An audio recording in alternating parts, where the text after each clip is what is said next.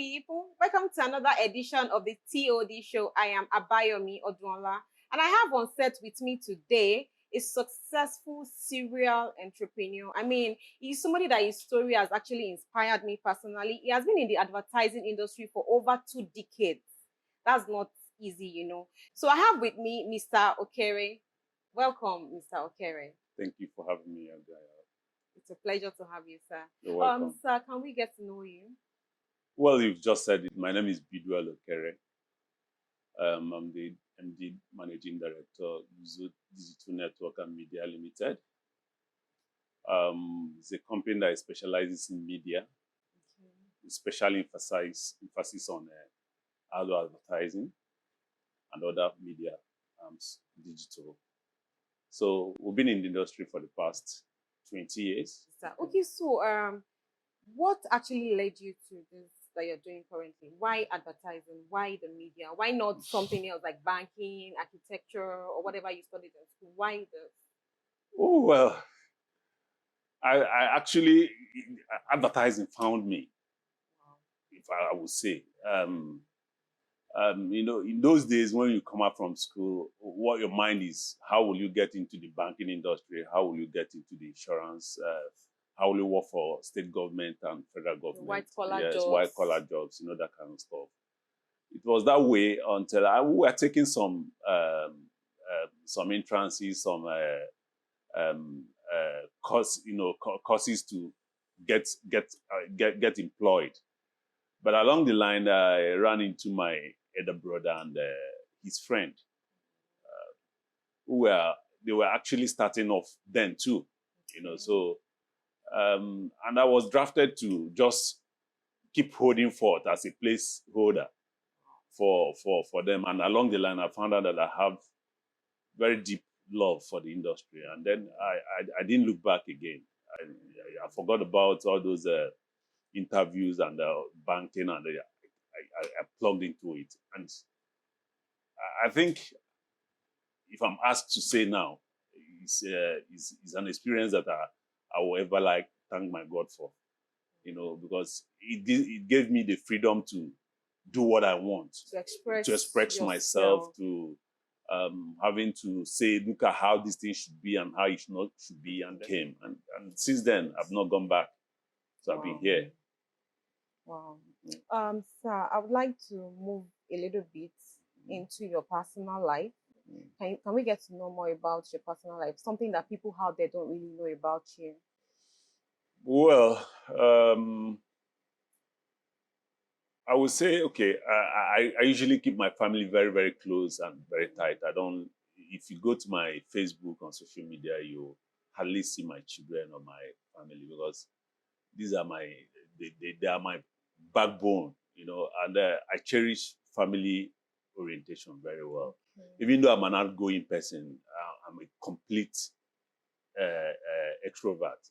But when it comes to protecting my family, I keep them behind and tight. Wow. So I know a lot of people don't believe in that, but that's the truth. You have a daughter? I have daughters. Daughters? Yes. And then, you know, one day you give them out to another man in marriage. Yeah. I think as men, we usually look forward to that day. That your daughter will be living to another man's house. To another man's house. And you can imagine that a child that was just like a baby, and then suddenly she's grown, and then you say, you are removing that. Yes, you are removing that rope that you use in protecting her, and know that she can protect herself now. So, we look forward to it one day.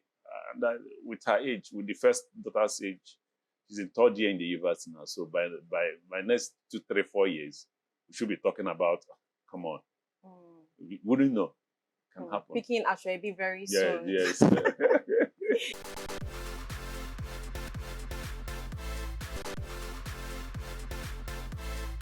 Hello lovelies. My name is JK. I am the host of the TLIG Review Show on TLIG Africa TV. What is the TLIG Review Show? On the TLIG Review Show, we bring your brand to the world's table, and we expose our audience to the best brands, products, and services in the world. Do you have a product that is useful to humanity and you'd like to reach more customers? Or are you rendering a service that stands out and you like to make more money from it? The TLIG Review Show will give your brand the visibility that it needs. Join us on the TLIG Africa TV every week as we bring you amazing episodes. For adverts and sponsorship, please call the numbers showing on your screen. Thank you.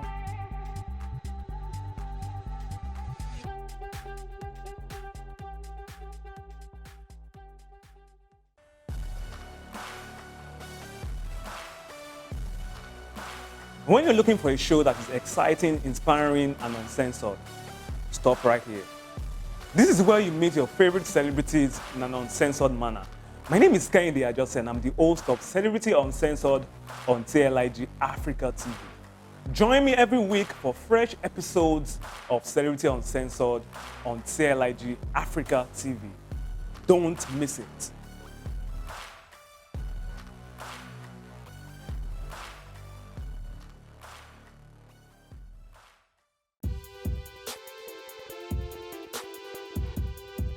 Life is not always perfect. Like a road, it has many bends, ups and downs, but therein lies its beauty. The BRR show is the business, relationship, and real life issue show. We will be giving entrepreneurs and business owners the opportunity to learn more about business and be good in their businesses. And of course, we'll be giving tips on relationships and how to manage real life issues on the show. Join us every week on TLIG Africa TV as we bring you amazing episodes. For adverts and sponsorship, please call the numbers on your screen. Thank you.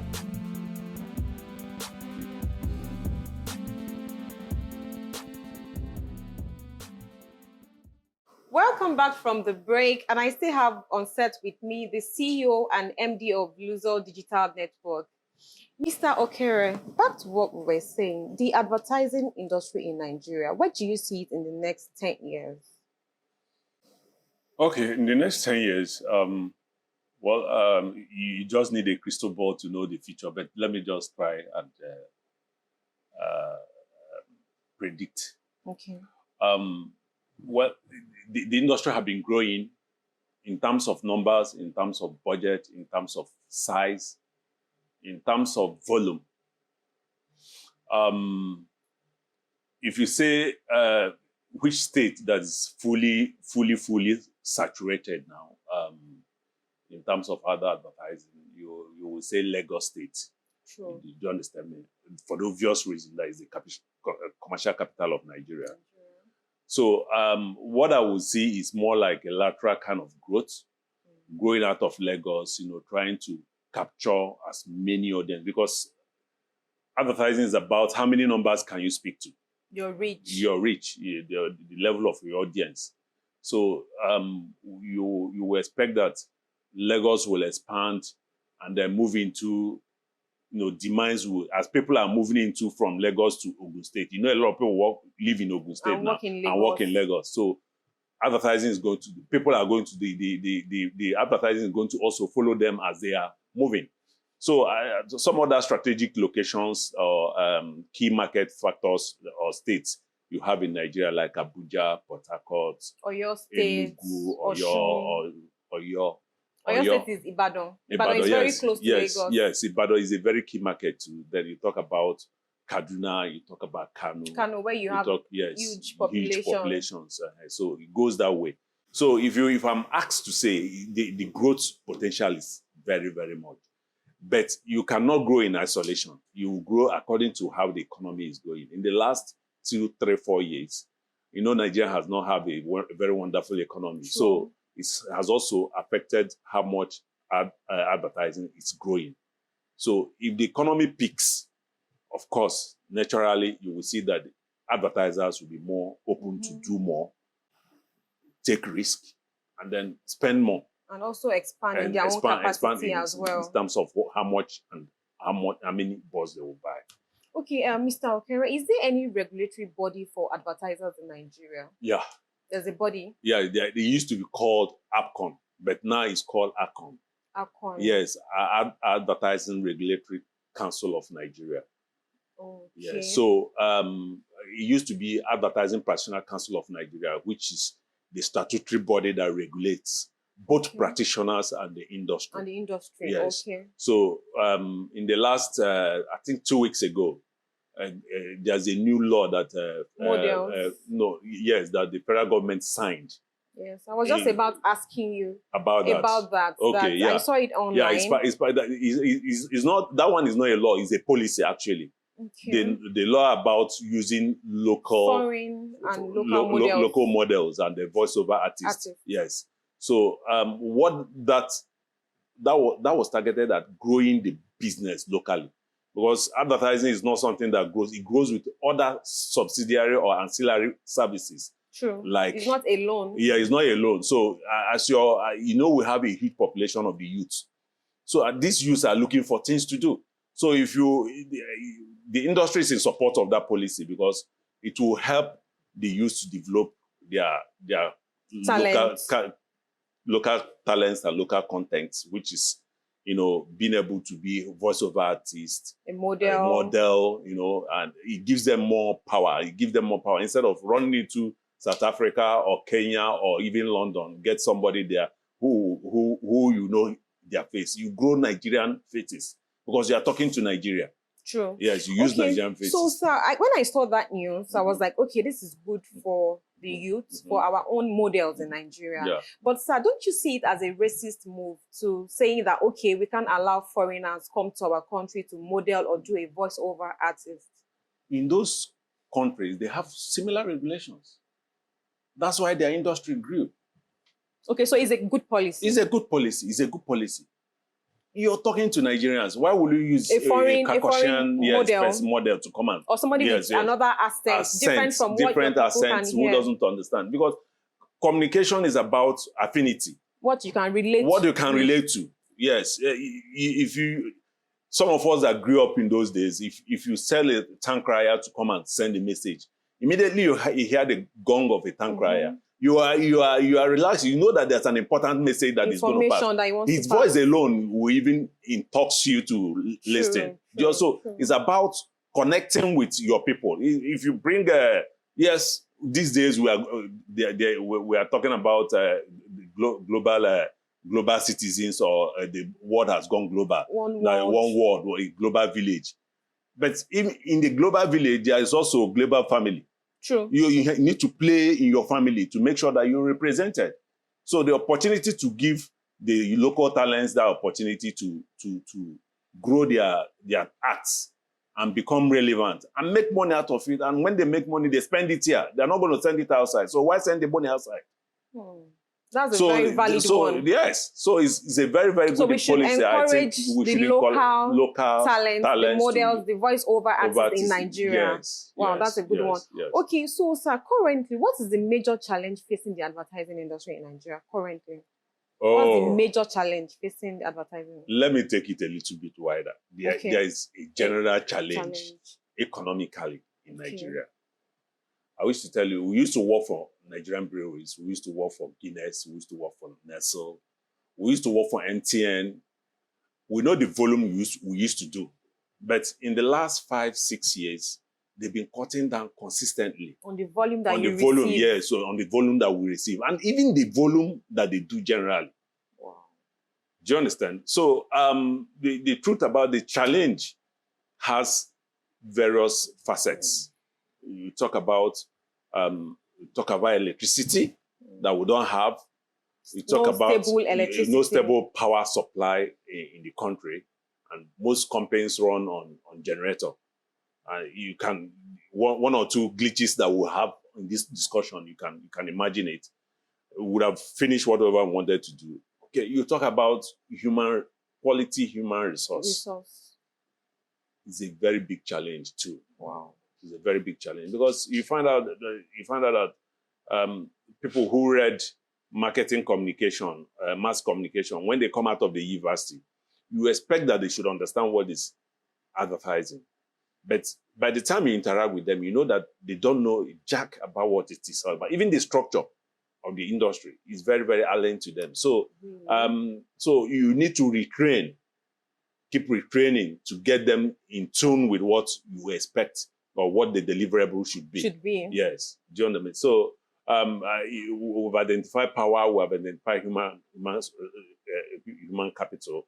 We also challenge because you do not have government support, which, like this policy that came out now, is a very good. It's a good one. It's a good one. At least government are feeling it. So government support, but government support go beyond just policy. How do we access funds?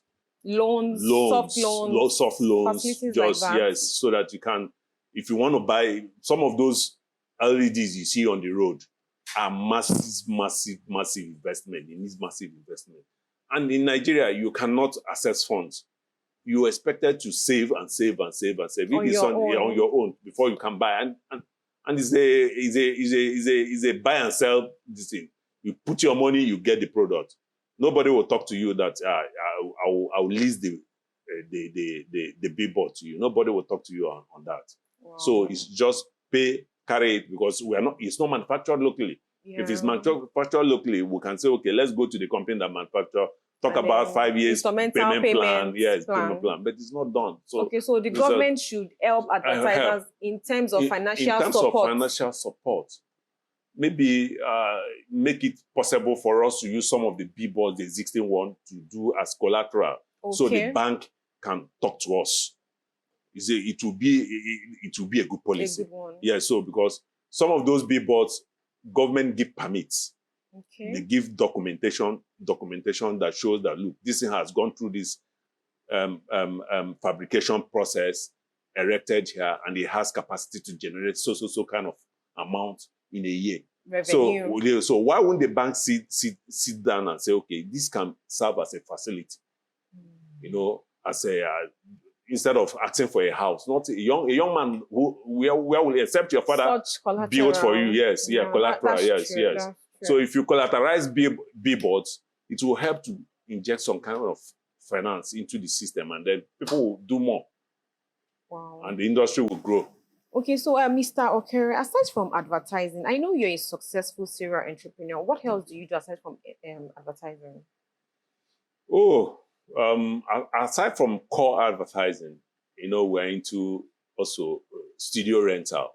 Okay. We own a studio. For a photography and videography studio. Yeah, studio. And then we also try to create content out of the studio for some of our platforms like Luso Television and other platforms. So those are small business units under the Luso group. And it will also help the advertising part. You can create your own content for your clients. For our clients. Wow, that's a good one. That's a very good one. That's a very good one.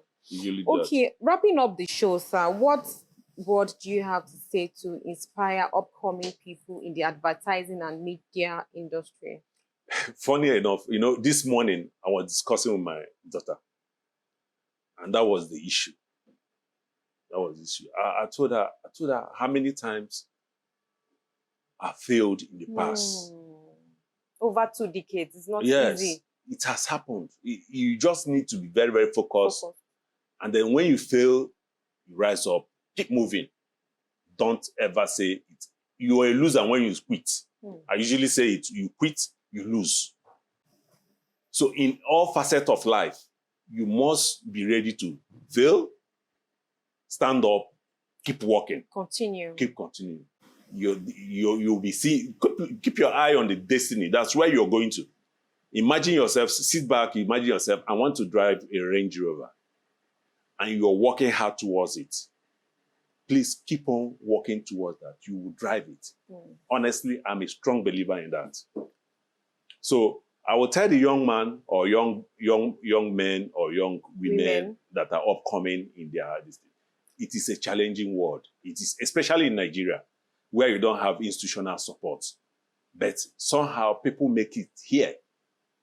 People have made it here. Yes, despite all the challenges. So when I started, it wasn't, I worked for close to 7 years. I served one company for 7 years. Wow. Yes, and for you to grow, you also need a platform. What I mean by platform, do you have a platform? You can't just come out from school, you say you are running, you want to be an entrepreneur. No. You have to serve. Please, you have to serve. You have to serve. And that's why you find out that most of Nigerian traders do very well because of this Ibambo, The apprenticeship scheme. That's why like, it's successful. The case study for Igbo traders. Yes, Igbo traders. Yes, it is. That's why it's successful. Why it's successful is that because people go under the tutelage of somebody who is doing it already. Because the system is open and people are ready to swipe you off if you're not. But if you're in the system and you see that your boss, look at when this thing happened, look at how he solved it. You are learning those processes. Then you will not make the same mistake. You will not make the same mistake again. So by the time you have served the man out, you are in the blue ocean. You are cruising already. So it's just for you. And then while you are serving, you are building your own clientele, the funnel. You're creating your own funnel of practitioners or patrons, people who patronize your business. You stay there. So if you exit, they will follow you. So relax, have patience, have focus, be ready to fail, and then stand up and move. Wow. Thank you so much, sir. Sitting here already, I've learned a lot, and I'm still being inspired by your story. You're welcome. According to Mr. Okere, you have to serve. That is the take home for me. You have to serve.